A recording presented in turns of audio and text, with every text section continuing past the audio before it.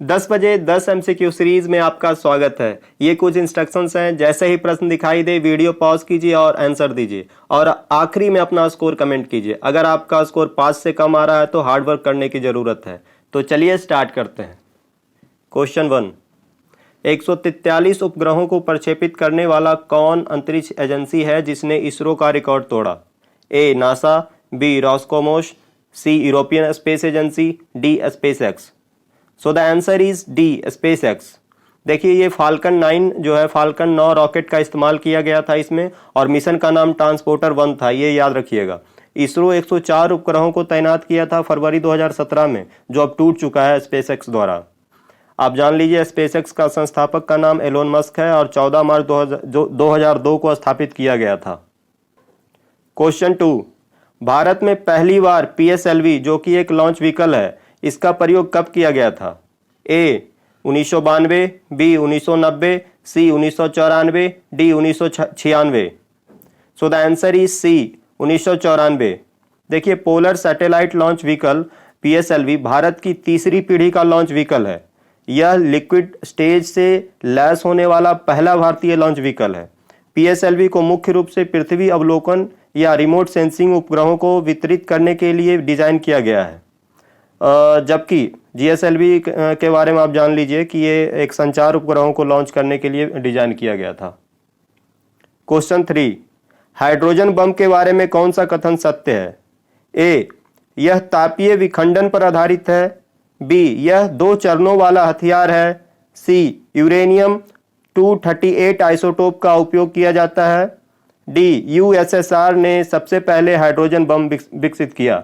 आपको बताना है कि इसमें से कौन सा कथन सही है। देखिए ये जो सी ऑप्शन है सिर्फ यही सही है, बाकी सारे गलत हैं। हाइड्रोजन बम जो है वो तापीय संलयन, जिसे आप फ्यूजन बोलते हो, उस पे आधारित है। यह 3 चरण का हथियार है। अमेरिका ने सबसे पहले इसे विकसित किया था, और कब विकसित किया था आपको कमेंट में बताना है। USSR ने नहीं किया था, अमेरिका ने पहली बार किया था। क्वेश्चन 4, निम्नलिखित में से कौन सा सही है? आपको बताना है इसमें फैक्स का फुल फॉर्म क्या होता है। फुल्ली ऑटोमेटेड जेरोक्स, बी में OMR ऑप्टिकल मार्कर रिकॉर्ड, सी WAN web area network, D STTP hyper text transfer protocol. इसमें से ऊपर के 3 गलत हैं और लास्ट का जो STTP सिर्फ यही सही है। देखिए fast mile automated xerox optical marker reader, ये जो है OMR का मतलब होता है ऑप्टिकल मार्कर रीडर, और WAN का मतलब होता है वाइड एरिया नेटवर्क, और STTP तो हाइपर टेक्स्ट ट्रांसफर प्रोटोकॉल है ही। So the answer is D, only D is correct. Question 5, which of the following is contact forces? इसमें से कॉन्टैक्ट फोर्सेस कौन सा है? 1 magnetic force, 2 friction force, 3 gravitation force, 4 normal force, 5 applied force. आपको बताना है ए में only 1 and 2, B only 1 and 4, only 2, 4 and 5, only 1 and 2 and 5. So the answer is C. देखिए contact force is a force that is applied by object in contact with each other. Types of कुछ contact forces है, आपको देख लीजिए। Frictional force जो है contact force है, applied force, normal force, ये सारे कॉन्टैक्ट फोर्स हैं। कॉन्टैक्ट फोर्स क्या होता है? संपर्क बल होता है। कोई भी वस्तु जब संपर्क में होता है तो संपर्क बल लगता है। संपर्क बल जो है ये 3 प्रकार के होते हैं, बस इसे याद रखिएगा, घर्षण बल, अप्लाइड फोर्स और नॉर्मल फोर्स। क्वेश्चन 6, एक रफ हॉरिजेंटल सरफेस पर एक फिसलने वाली बॉडी पे फ्रिक्शन द्वारा कार्य किया क्या होगा? ए में पॉजिटिव होगा, नेगेटिव होगा, सी 0 होगा या कांस्टेंट होगा। आपको बताना है कि कार्य जो होगा वो पॉजिटिव होगा, नेगेटिव होगा, 0 होगा या कांस्टेंट होगा। So the answer is B, negative होगा। देखिए किसी भी ऑब्जेक्ट पर फोर्स द्वारा किया गया कार्य उस समय कहा जाता है जब उस फोर्स के कारण ऑब्जेक्ट का विस्थापन होता है, डिस्प्लेसमेंट होता है। जब तक डिस्प्लेसमेंट नहीं होता है, विस्थापन नहीं होता है, हम नहीं कहते हैं कि वर्क हुआ है। फोर्स के द्वारा विस्थापन होना जरूरी है, और जब फोर्स और डिस्प्लेसमेंट एक ही दिशा में होते हैं तो किया गया कार्य पॉजिटिव होता है। दोनों फोर्स जो बल लगता है और विस्थापन दोनों अगर एक ही डायरेक्शन में हो तो कहते हैं ये पॉजिटिव वर्क हुआ है।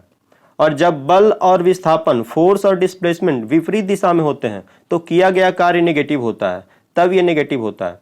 देखिए यदि बल और विस्थापन एक दूसरे के परपेंडिकुलर है या ऑब्जेक्ट का डिस्प्लेसमेंट जीरो है तो किया गया कार्य शून्य है। देखिए वर्क कब जीरो होगा, या तो फोर्स और जो डिस्प्लेसमेंट है वो एक दूसरे के परपेंडिकुलर हो, लंबवत हो, या जो डिस्प्लेसमेंट हो वो हो ही नहीं, तभी ये जो है जीरो होगा, वर्क जो है जीरो होगा यहाँ पे।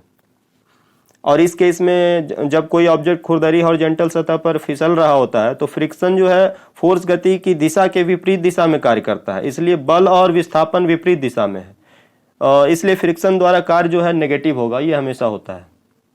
ये कॉन्सेप्ट को आप समझ गए होंगे I hope. Question 7, what is the unit of the coefficient of friction. Coefficient of friction का यूनिट क्या होता है, न्यूटन मीटर, न्यूटन पर केजी, न्यूटन और none of the above. Answer is D. देखिए यूनिट ऑफ फ्रिक्शन जो होता है ये जो यूनिट ऑफ फ्रिक्शन फोर्स होता है ये न्यूटन होता है, और coefficient of friction is constant dimensionless no unit, इसका कोई यूनिट नहीं होता, ये डायमेंशनलेस होता है, ये कांस्टेंट होता है। Question 8, which of the following is correct. इसमें से आपको सही बताना है, सही मैच कौन सा है। Electron James Chadwick, proton Ernest Rutherford, neutron J Thomson, positron E Pauli. So the answer is B. B सही है, बाकी सारे गलत हैं। देखिए इलेक्ट्रॉन का खोज जो है जे थॉमसन किया था, और न्यूट्रॉन जेम्स चैडविक, पॉजिट्रॉन का कार्ल डी एंडरसन। क्वेश्चन 9, परमाणु सिद्धांत का प्रस्ताव सबसे पहले किसने दिया था। ए नील्स बोर ने, John Dalton, C Rutherford, D J Thomson. So the answer is B John Dalton. First propose atomic theory, ये फादर ऑफ एटॉमिक थ्योरी भी कहा जाता है इनको। क्वेश्चन 10, परमाणु का पहला मॉडल किसके द्वारा दिया गया था। A Niels Bohr, B Ernest Rutherford, C J Thomson, D Eugen Goldstein. Answer is C J Thomson. J Thomson द्वारा परमाणु का पहला मॉडल दिया गया था। थॉमसन के मॉडल को प्लम पडिंग मॉडल भी बोला जाता है, ये स्टेटमेंट आप याद रखिएगा। If you want PDF of the video, then you will get it in our Telegram channel. I have shared the link in description. देखिए अगर आप चाहते हैं कि ये वीडियो सीरीज जारी रहे तो चैनल को सब्सक्राइब कीजिए, ज़्यादा से ज़्यादा शेयर कीजिए। Thank you, have a nice day.